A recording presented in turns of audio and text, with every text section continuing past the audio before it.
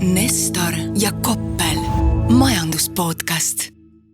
Tere taas kuulama SEB majanduspodcasti. Mina olen Redgate Wealthi investeeringute valdkonnajuht ja minuga koos on loomulikult SEB majandusanalüütik Mihkel Nestor. Ja meil on teile jälle umbes 3 või 3,27 teemat täna. Mõningad neist on sellised, millesse mina suhtun väga kirglikult ja ma ei tea, kas mõni on selline, millesse Mihkel suhtub vähem kirglikult. Aga see selleks, Mihkel, sa juhtisid tähelepanu asjaolule, et poliitikud on jälle jõudnud sellise ideeni, et võiks hakata teatud konkreetse valdkonna ettevõtetelt raha konfiskeerima. Et kuidas sellega on? Ja no kuna sa tead, et mulle meeldib sind irriteerida, siis ma hea meelega nagu irriteeriks sind, et ma võtaks positsiooni, et selline termin, eesti keeles ei ole talle vist head vastet veel leitud, aga windfall tax, aga selline üleliigse raha maksustamine, üleliigse kasumi maksustamine on jälle siis esile kerkinud seoses sellega, et meil on energiahinnad võrreldes vähemalt aasta algusega suhteliselt kõrged endiselt ja see on teinud nii mõnedki ettevõtted, kes seda energiat siis toodavad, või isegi mõned, kes müüvad, kes on head tehingut teinud omal ajal väga-väga jõukaks, et kasumi tuleb meeletult ja täpselt, et sind irriteerida, ma ütleks, et õige, see raha tulebki neilt ära võtta. Vaata nagu pangad on ju seal Lätis, Leedus maksustati ära, et said vahepeal suuri kasumeid, võeti raha ära, nüüd energiafirmad saad rikkaks, aga tulebki raha ära võtta, sest et see on sügavalt õiglane. Täiesti, kui me räägime kogu aeg sellest, et Eesti inimesi maksustatakse surnuks, on ju siin automaksuga ja käibemaksuga, et miks peab nagu võtma raha sealt, kus seda raha ei ole, samas kui meil on ettevõtted, kes on totaalselt sõltumatult oma enda igasugusest nagu ärilisest kavalusest tänu sellele, et asjaolud langesid soodsalt kokku, saanud järsku meeletu kasumi. Ja tegelikult ma leian, et ühiskondlikult see oleks täiesti õiglane, et see raha neilt, mitte kõik, aga osa sellest võetakse ära riigi maksutuludena. Tead, kui sa ei oleks, kuidas nüüd öelda, hea sõber ja pikaaegne podcasti kaaslane ja muidu lahe vend, siis ma juba tunneks, kuidas mu põsed hakkaksid vihast tukslema nagu närvi läinud ärevushäires hamstrid. Kas sul on kahju neist ülirikkuritest, nendest ettevõtetest, kes teenivad lihtsa inimese pealt arusaamatult suurt kasumit olukorras, kus lihtsalt täpselt on loodusnähtus, mis on teinud nad järsku püsti rikkaks ja kus puudub siuke terve konkurents? Ma täiesti kirglikult vihkan seda, et keegi kuskil, kes tõenäoliselt ise mitte kunagi elus pole mitte midagi kasulikku teinud peale suupruukimise, leiab endas sellise moraalse õiguse hakata rääkima, et kellegi kasum on natukene liiga suur ja see tuleks konfiskeerida. Ehk siis see on otsast otsani meelevaldne, see on otsast otsani eraomandi vaenulik ja see on otsast otsani majanduspoliitiline absurd selles mõttes, et kui me nüüd mõtleme üldse kontekstile ettevõtlus. Oletame, et sina, Mihkel, rajad pagari töökoja ja hakkad küpsetama nagu linna kõige paremaid saiu. Ja mina käin seal tihti sellepärast, et päriselt mulle väga sai ei meeldi, aga kuna sina küpsetaks ja tõenäoliselt oleks linna parimad, ma käiks seal kogu aeg ja neid minusuguseid oleks palju ja sa saaksid kuidagi teistest saia küpsetajatest oluliselt rohkem nagu kasumit, et kas siis oleks kuidagi õigustatud, et see tuleks sult konfiskeerida? Aga sa praegu räägid vabast turust, et kui me räägime siin energiatootjatest, see ei ole selline päris saia küpsetamine, et seal turul toimetavad ikkagi üksikud hiiglased, kes on seal selleks, et energiat siis kuskilt kaevandada, teinud mingisugust ulatuslikku poliitilist lobitööd, saanud valitsuste käest õigused, et just emad seal saavad naftat puurida. Et see ei ole nagu selline nagu päris ikkagi. Siin on 2 aspekti. Esiteks, need tegelased antud juhul siis Saksamaal, Itaalias, Hispaanias, Portugalis, Austrias, jällegi see ei mitte kuidagi ei pehmenda seda argumenti, et selle leiavad üles sellised tegelased, kes tõenäoliselt elus väga palju midagi kasulikku pole teinud, aga see selleks, okei. Unustame selle ära, aga nüüd hakkame mõtlema ja unustame ära võib-olla ka selle saia tootmise teema ja vaatame siis ajaloolisi näiteid. kui me nüüd mõtleme energiale ja energiahindadele, siis ega selliseid hetki, kus nafta on natukene kallim, energiaettevõtetel läheb hästi, et ega see ei ole siis ainukene kord ajaloos. Võtame siin ajaloost mõne näite ja vaatame, mis juhtunud on.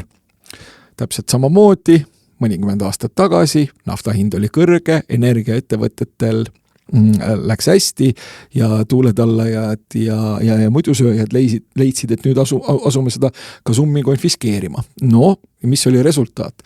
Resultaat oli see, et võib-olla nagu natukene sellest kasumist, mis oli teenitud, oleks läinud investeeringuteks ja investeeringud teatavasti on sellised asjad, mida tehakse selleks, et parandada efektiivsust ja võib-olla parandada pakkumist. Ja põhimõtteliselt on võimalik läänes leida või tõmmata konkreetne seos siis nii-öelda jutumärkides liigse kasumimaksu ja selle vahele, et investeeringuid jäid tegemata ja varsti ja ainuüksi seetõttu nafta hind jälle tõusis. See on nüüd, ütleme selline väga hea näide nagu sellest, kuhu sellised signaali moonutamised viivad. Teine hea näide muidugi, kui sa siin mainisid seda pangamaksu, siis ma võin rahulikult suud pruukida, ei tööta enam pangas, aga pean jätkuvalt seda traagiliselt rumalaks ideeks. Aga vaata, Läti ja Leedu tegid ja uskumatu, need riigid on endiselt maa peal alles, seal tegutsevad pangad, kes väljastavad kodulaenusid ja igasuguseid krediitkaarte. Eesti ajakirjandus endiselt räägib, et Leedu ongi kõige lahedam maa üldse majanduslikus plaanis. Kõik toimib, aga riik sai raha. Jah, selles mõttes, et need inimesed, kes hirmsamal kompel seda kõike toetavad, neil võiks ka mingisugune tore näide tulla sellest, kuidas meelevaldselt neilt keegi midagi natuke konfiskeerib, sellepärast, et eraomand ja aktsionärid ja kõik see, aga unustame selle nii-öelda hetkeks ära. Räägime siis nii-öelda tehnilisest plaanist, et kõigepealt keegi teine, mitte need pangad ise, loovad sellise keskkonna, kus mingi ports aastaid, rohkem kui 10, on intressimäärad sellised, et õieti põlegi teisi. Ja siis peavad finantsinstitutsioonid selles keskkonnas nagu mingisugusel viisil hakkama saama. Ja siis ühel hetkel, kui intressimäärad hakkavad tõusma, läheb neil natukene aega hästi. Seda natukest aega hästi minekut oleks nagu mõistlik kasutada selleks, et endale mingisuguseid kapitalipuhvreid tekitada, kas või selleks, et anda natukene paremini laenu, või siis kui järgmine mingisugune apsakas kuskil tuleb või kriisilaadne või majandussurutis, et siis see puhver oleks nagu olemas, aga ei, otsustaval hetkel tuleb keegi ja ütleb, et andke siia. See on halb majanduspoliitika, see on moraalselt vare, see on poliitiline risk. Aga mul on lahendus. See on ühesõnaga, selline asi on kapitalismi surm. Aga mul on väga elegantne lahendus sellele, et ma tean, et sinule see loomulikult ei meeldi, neoliberaal, kuid väga paljudes riikides, peaaegu enamuses Euroopa riikides on kasutusel ikkagi siis on ju progressiivne tulumaks eraisikutele, et mida see suurem on sinu sissetulek, et siis seal nagu selle nii-öelda üleliigse sissetuleku pealt hakkada maksma aina suuremat protsenti ära sellest. Hea küll, ma tean, et sulle ei meeldi ja sa toosin vastuvõitud, aga kui tooks selle nagu ettevõtlusesse, et ettevõtete tulumaks, mis on progressiivne, et kui kasum ei ole, et siis ei ole ka eriti maksu, aga seal jällegi, kui kasum hakkab kerkima, sealt hakkab aina rohkem ja rohkem tiksuma siis ühiskonna hüvanguks. Mulle hirmsamal kompel nii-öelda meeldib see, et sellised protsessid või need taustsüsteemid on ikkagi suhteliselt mehaanilised. Ehk siis, kui kapitali hakatakse ahistama, siis kapital lahkub ja läheb sellisesse keskkonda, kus siis põhimõtteliselt ollakse, suhtutakse kapitali sõbralikumalt ja mõistlikumalt. Ja see on täiesti mehaaniline ja loogiline, see on mõõdetav, see on jälgitav, sellest on võimalik tuua kümneid, kui mitte 100 ajaloolisi näiteid. Ja mis on minu jaoks võib-olla natukene kummaline on see, et kuigi need 10 ja 100 ajaloolised näited on nagu olemas olnud, siis seda ikka proovitakse. Ja tead, miks seda proovitakse? Sellepärast, et see meeldib inimestele. Inimestele meeldib, kui ahistatakse kedagi, kellel läheb hästi. See ei ole, see on, ütleme, selline puhas väiklus, aga näited Norras kehtestame varamaksu näiteks. Mida kapital teeb? Ütleb tšau. New Yorgis praegu, et tuli see suur huvitav protokommunistist Habemik ja ütles, et põhimõtteliselt nüüd tuleb hakata rikkaid maksustama. Mida need rikkad teevad? Võtavad oma kapitali ja panevad nagu 4 tuule poole ajama. Ja siis on küsimus, et kus me siis raha saame? No kus me saame raha? Nüüd me hakkame maksustama neid, kes ei ole nii rikkad, et nad saaksid jalga lasta. Palju õnne!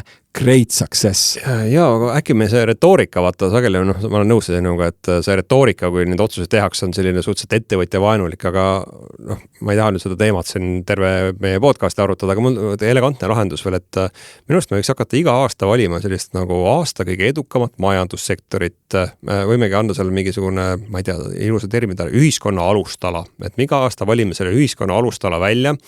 Me teeme Alexela kontserdimajas või mis iganes selle nimi praegu on, me teeme seal suure gala, selle sektori suurimad ettevõtted on kõik kutsutud saali, peaminister peab kõne, ma ei tea, Jürgen Ligi paneb neile tamme pärja kaela ja sooja käepigistus saavad nad ka kindlasti, aga siis selle tulemusena teha see sektor, millel siis nagu majanduslikult kõige paremini läks eelmisel aastal, et siis sealt võtame lihtsalt rohkem maksu, aga me oleme hästi, hästi sõbralikud nendega ja me tunnustame neid sellest, et nad panustavad teistest rohkem ühiskonda.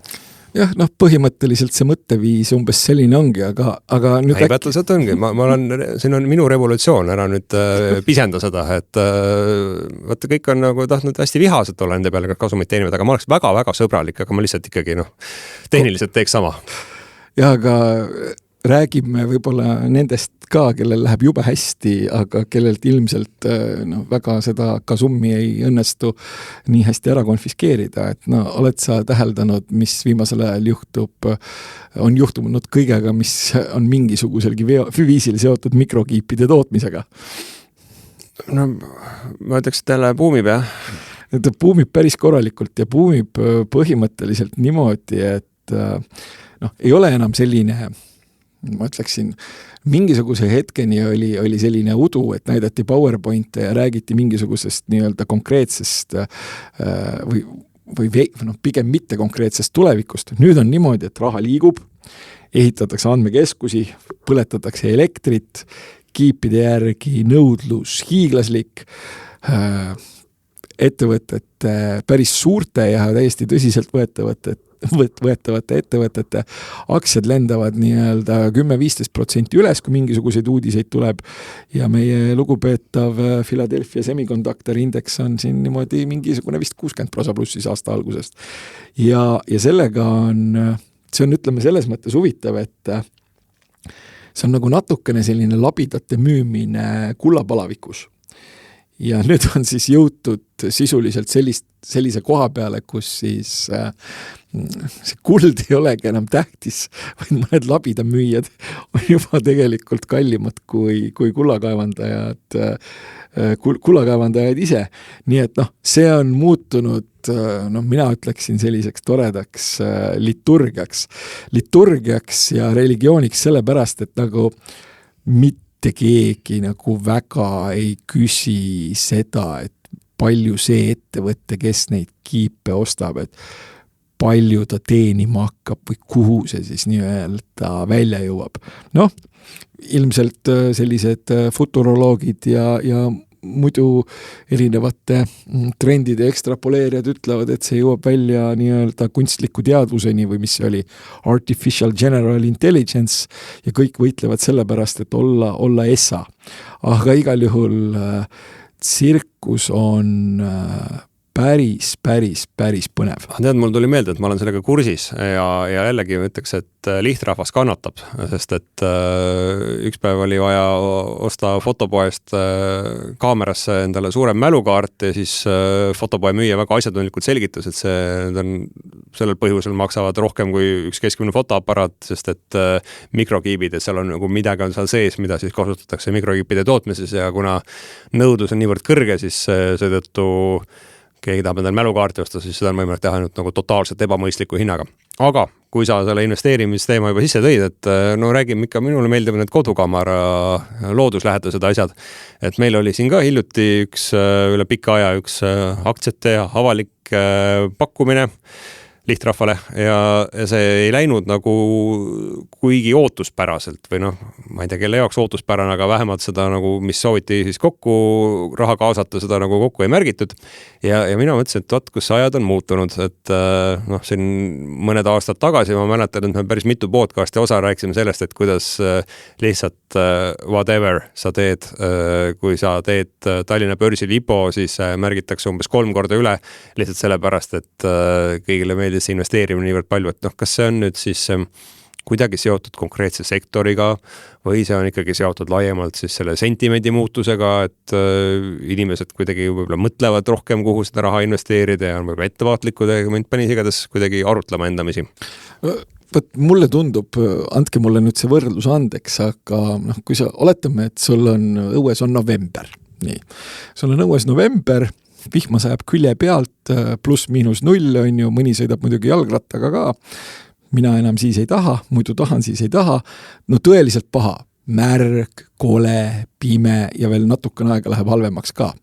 No küsimus, mida sa nagu teed, et kas sa võtad hea meelega, veedad aega sellises keskkonnas või sa tahad lennata kuhugi, kus on päike, ma ei ütle lilled ja heinamaa, sellepärast, et see on rohkem nii-öelda kodumaa teema, aga kus on päike, türkiissinine meri, saad Antaaliasse minna või valge liiv või siis ananassid, kus on need väikesed päiksevarjud ja hästi jäme kõrs ja sealt saab nagu külma kokteili. Sa lähed sinna.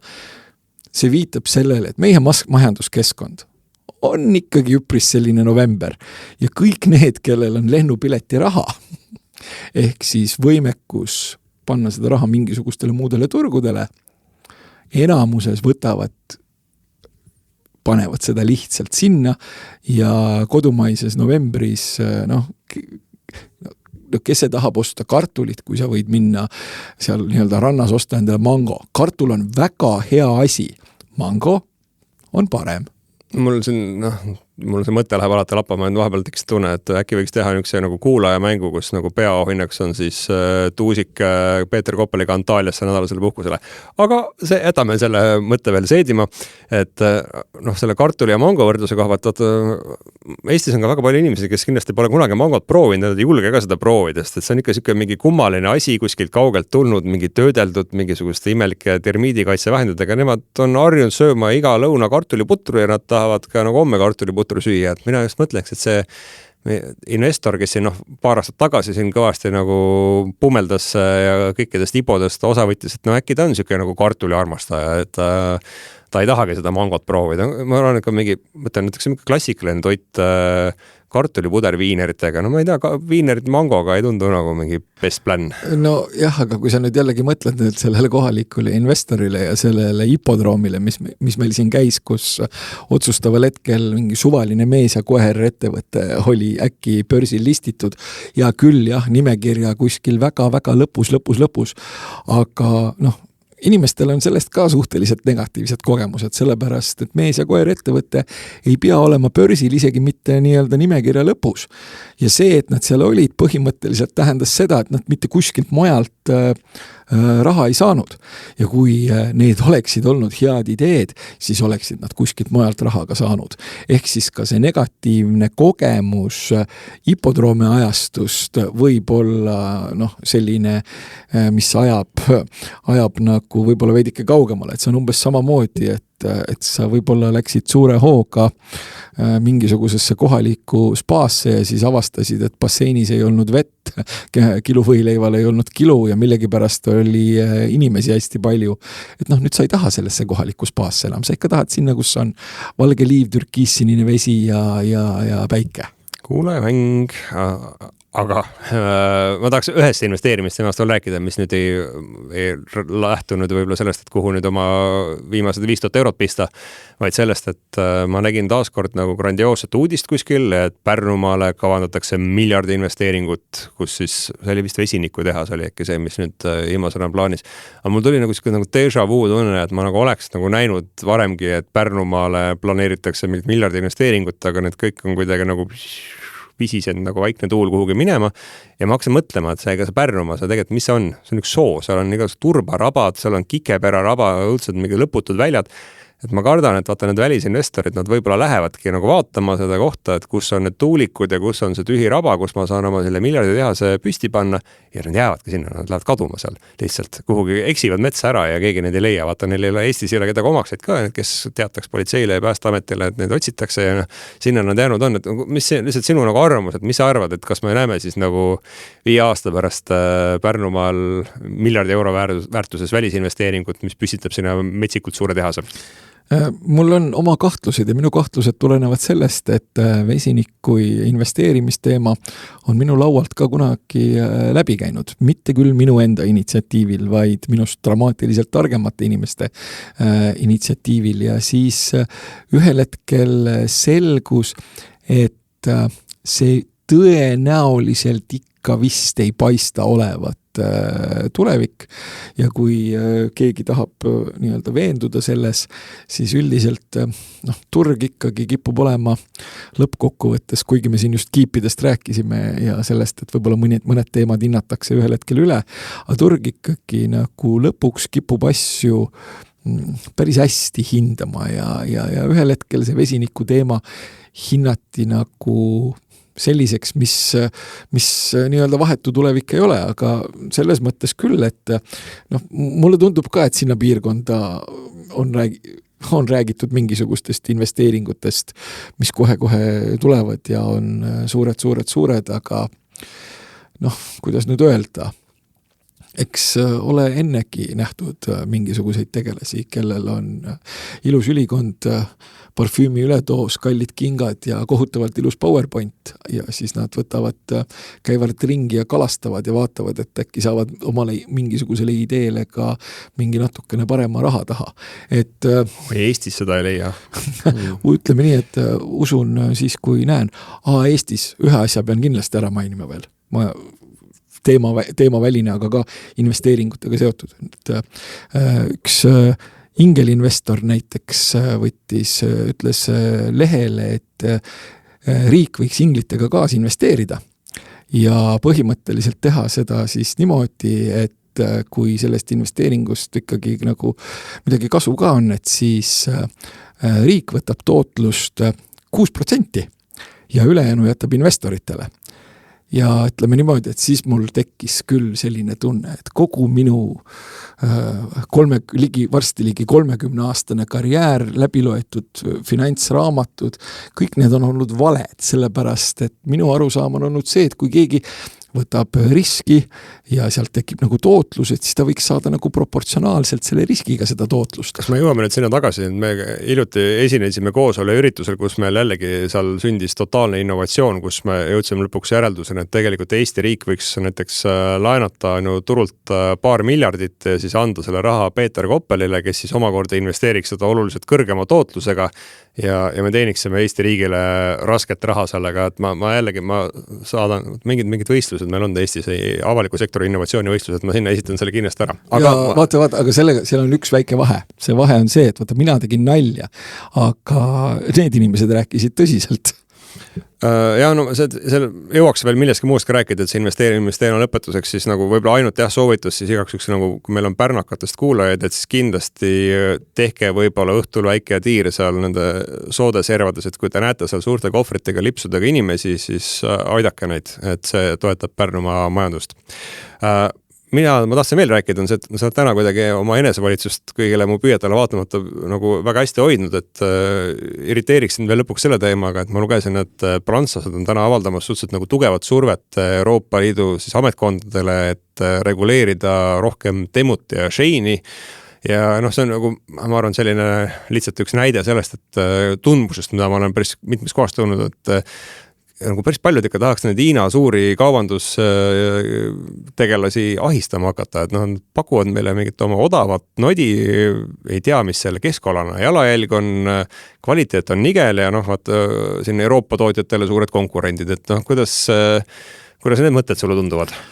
Vaata, siin sa ilmselt arvad, et ma olen hästi õnnelik, et ma sain mingisugusest Hiina poest endale tellida kohutavalt ilusa saunalina. Ma tean, mis te prantslased sa tellisid ja millest suur pahandus tuli, aga mis nad tellisid?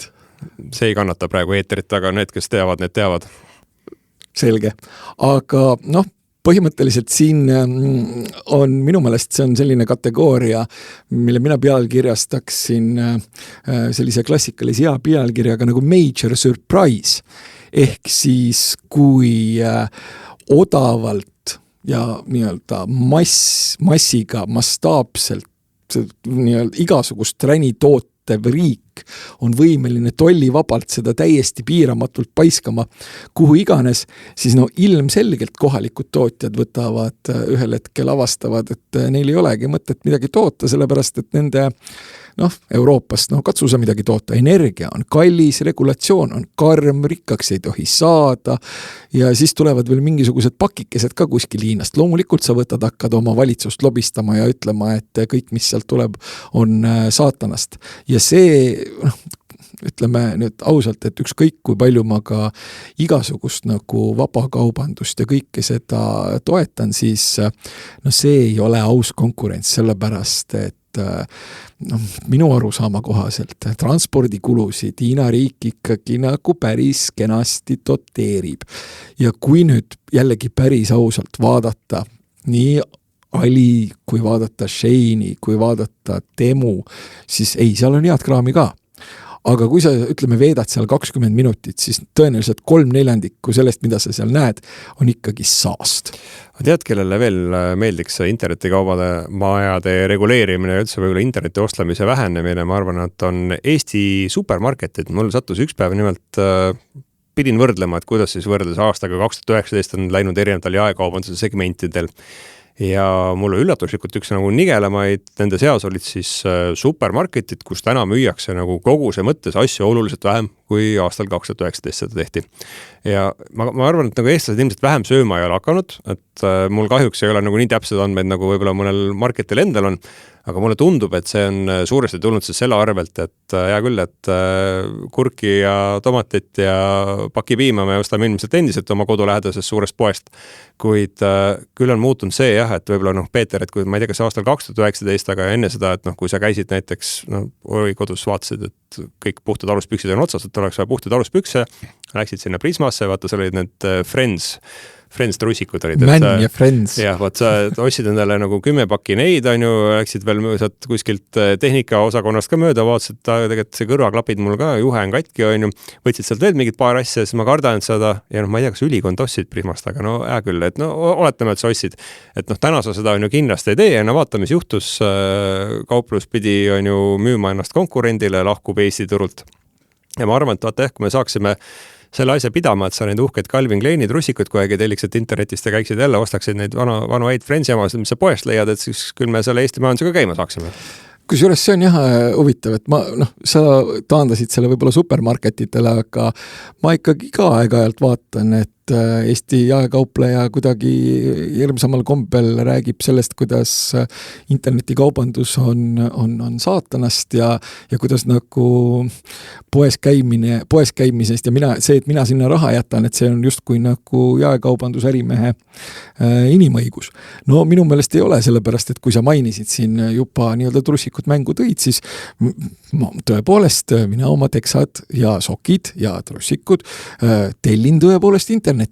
Ma absoluutselt ei häbene ja täiesti Euroopa Liidust ja selles mõttes ja selles kontekstis ka dramaatiliselt odavamalt tavaliselt, kui on see, mida pakub Eesti jaekaubandus ärimees. Nii et ma arvan, et see jaekaubanduse ja supermarketite ja ütleme kogu see ärimudel, see ei ole enam päris selline, nagu ta vanasti oli ja ta ei lähe ka mitte kunagi tagasi enam selliseks, nagu ta vanasti oli.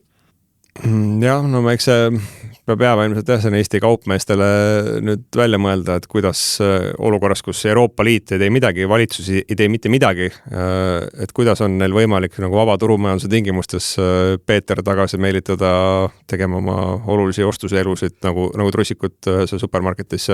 Ei õnnestugi, sellepärast, et kui sa vaatad nii-öelda globaalset trendi ja vaatad seda, kuidas natukene jõukamad inimesed käituvad, siis meil on tõeline makromuutus ja see makromuutus on on siis see, et on avastatud, et asjad ei ole, teegi eriti õnnelikumaks enam, et õnnelikumaks teevad kogemused.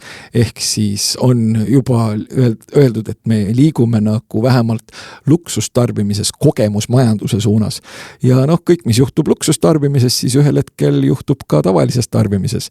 No kuule, vaata, isegi plastikust Omega kellad tulid ühel hetkel. Jah, eks ma jään ootama neid uusi kogemusi, mis ma selles supermarketis peagi siis saan olukorras, kus jah, russikuid enam ei saa. Aga küll, et ma arvan, et meil sai tänase saatesse nagu nii palju häid mõtteid, et siin on see koht, kus tõmmata joon alla ja kohtume uuesti 2 nädala pärast. Jah, konspekteerige ja võtke õppust ja head aega. Nestor ja Koppel, majanduspodcast.